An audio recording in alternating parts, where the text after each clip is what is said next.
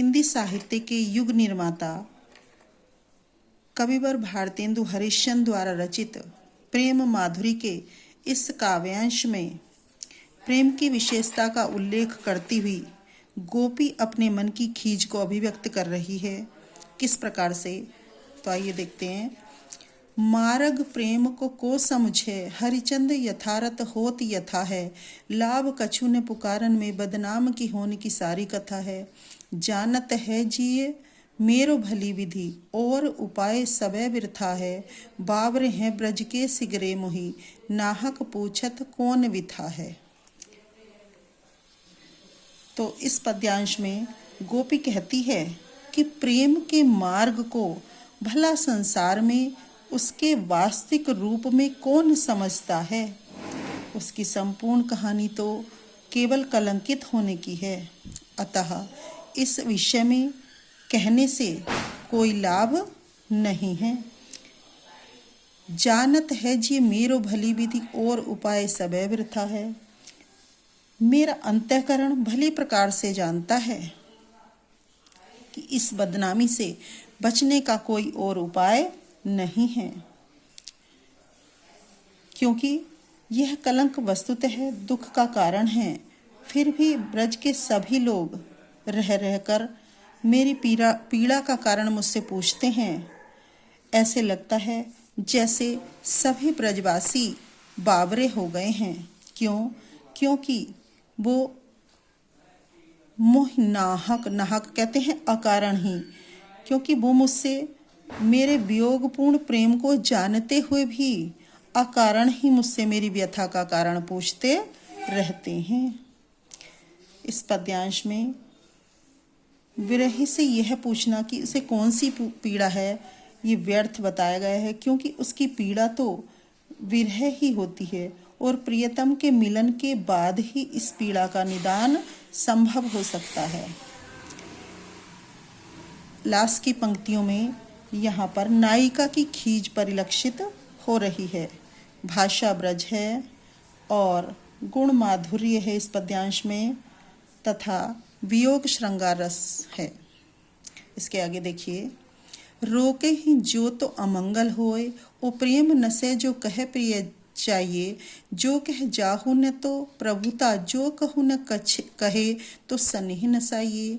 जो हरिचंद कह तुमरे विनु जी है, न तो यह क्यों पतियाइए, तासो पयान समय तुम्हरे हम का कहे आपे हमें समझाइए। इन पंक्तियों में नायिका परदेश गमन के लिए प्रस्थान करने वाले अपने पति से अपने हृदय के प्रेम भाव की चतुरतापूर्ण अभिव्यक्ति करती है। गोपिका कहती है, क्या कहती है कि जब गोपिका का पति परदेश गमन के लिए प्रस्थान कर रहा है तो गोपिका उससे कहती है, रोके ही जो तो अमंगल होए, कि यदि मैं आपको परदेश जाने से रोकती हूँ तो अमंगल होता है या अमंगल होगा। क्योंकि यह कहा जाता है कि कहीं जाने के लिए जब कोई प्रस्थान करता है, यदि उससे कुछ पूछा जाता है, रोका टोका जाता है, तो उसका अमंगल होता है, ऐसी मान्यता है। और यदि मैं कहती हूँ कि प्रिय जाओ, और यदि कहा जाता है कि हे प्रिय तुम चले जाओ, तो मेरा प्रेम नष्ट होता है।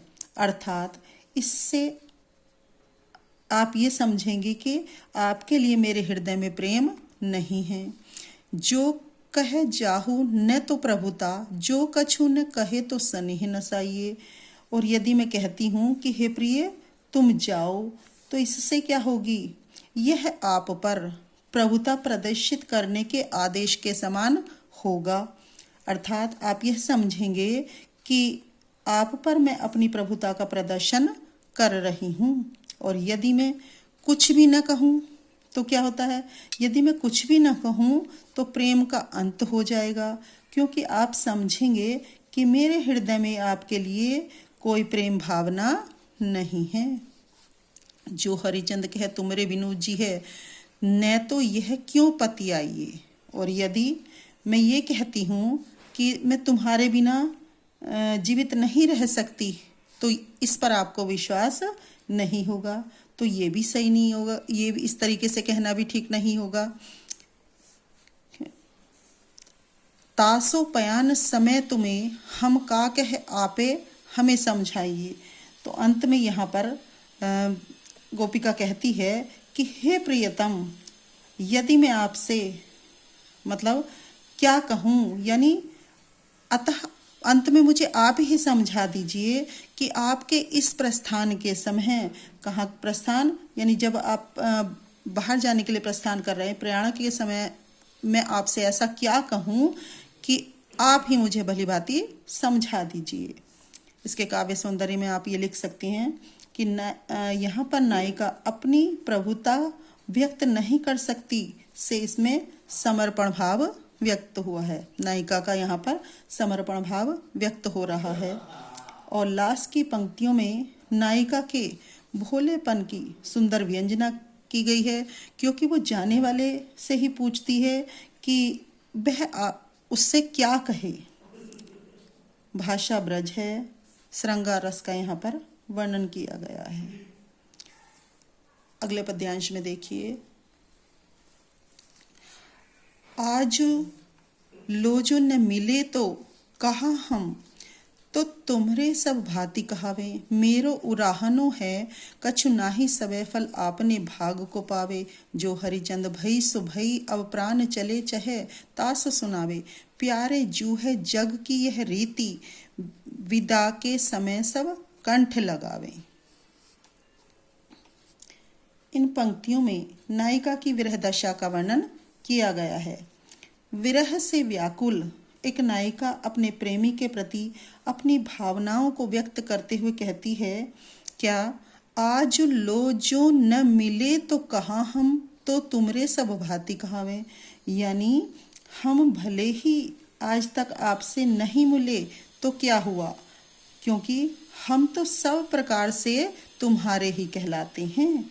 वो कहती है भले ही हम आज तक आपसे ना मिले हों, लेकिन संपूर्ण तरीके से हम आपके ही कहलाते हैं। और आगे क्या कहती है, मेरो उलाहनो है कछुनाई। मेरा आपको कोई भी उलाहना इसलिए नहीं है क्योंकि सभी अपने भाग्य के अनुसार फल को प्राप्त करते हैं। जो हरिचंद भई सो भई अब प्राण चले चहे तासो सुनावे। आगे गोपिका कहती है कि यहाँ पर भारतेंदु हरिश्चंद्र कह रहे हैं कि आगे गोपी कह रही है कि जो भई सो भई, यानी अब तक जो कुछ होना था सो हो चुका, अब प्राण चले चाहे तासो सुनावे। अब तो हमारे प्राण निकलने वाले हैं, इसलिए हम आपको सुनाते हुए कह रहे हैं क्या, प्यारे जू है जग की यह रीति। हे प्रीतम, इस संसार की यह रीति है कि अंतिम विदाई के समय सभी अपने गले से लगाया करते हैं, यानी अंतिम विदाई के समय गले से लगाते हैं। तो इसलिए आप भले ही हमें जीवन भर ना मिले तो ठीक है, परंतु अब तो आपसे सदैव के लिए हम दूर जा रही हैं, क्योंकि उसके वो कह रही है कि मेरे प्राण निकलने वाले हैं, इसलिए अब तो आप मुझे एक बार अपने गले लगा लीजिए, यानी कंठ लगा लीजिए, क्योंकि सब अंतिम विदाई के समय गले लगते हैं, तो इसलिए अब हमें लास्ट के समय में एक बार गले लगा लीजिए। काव्य सौंदर्य में आप इस प्रकार लिख सकते हैं कि यहाँ पर नायिका का अपने प्रेमी के प्रति असीम प्रेम प्रदर्शित हुआ है। वियोग श्रृंगार रस है, इसमें भी ब्रजभाषा है। आगे देखिए, व्यापक ब्रह्म सवै थल पूरन है, हम हूँ पहचानती हैं, पैर बिना नंदलाल बिहाल सदा, हरिचंद न ज्ञान ही ठानती हैं। तुम ऊधो यही कहियो उनसो, हम और कछु नहीं जानती हैं, प्यारे तिहारे निहारे बिना अखियाँ दुखियाँ नहीं मानती हैं। इस पद्यांश में उद्धव गोपियों के पास योग का संदेश लेकर गए, किंतु गोपियाँ श्री कृष्ण के अनन्य प्रेम में रंगी हुई थीं। उन्होंने उद्धव से कहा कि आप हमारा यह संदेश श्री कृष्ण को जाकर सुना देना। क्या संदेश उन्होंने सुनाया? तो गोपियाँ कहती हैं कि हम परमात्मा की सर्वव्यापकता के विषय में भली प्रकार जानती हैं। हम यह भी जानती हैं कि परमात्मा जल थल सभी जगह विद्यमान हैं। यानी हम उस परम ब्रह्म व्यापक परमात्मा के विषय में आपसे जानती हैं, मतलब आपसे बताना चाहते हैं कि हम जानती हैं, किंतु, लेकिन उसके आगे उन्होंने किंतु परंतु क्या लगाया, बिना नंदलाल बिहाल सदा हरिचंद ने ज्ञान नहीं ठानती हैं। किंतु श्री कृष्ण के वियोग में हम सब व्याकुल रहती हैं और उन्हें छोड़कर हम किसी भी प्रकार के ज्ञान की चर्चा करने में रुचि नहीं रखती हैं, अर्थात हम तुम्हारे ज्ञान मार्ग को महत्व नहीं देती हैं। हमारा हृदय तो श्री कृष्ण के अतिरिक्त किसी और में अनुरक्त नहीं है। तुम उद्धो यह कहियो सो हम और कछु नहीं जानती हैं। अब वो कह रही हैं कि हे उद्धव, तुम तो श्री कृष्ण से जाकर ये कह देना हम तुम्हारे अतिरिक्त किसी और को नहीं जानते हैं। और आगे क्या कहा, पिए प्यारे तिहारे निहारे बिना आँखियाँ दुखियाँ नहीं मानती हैं।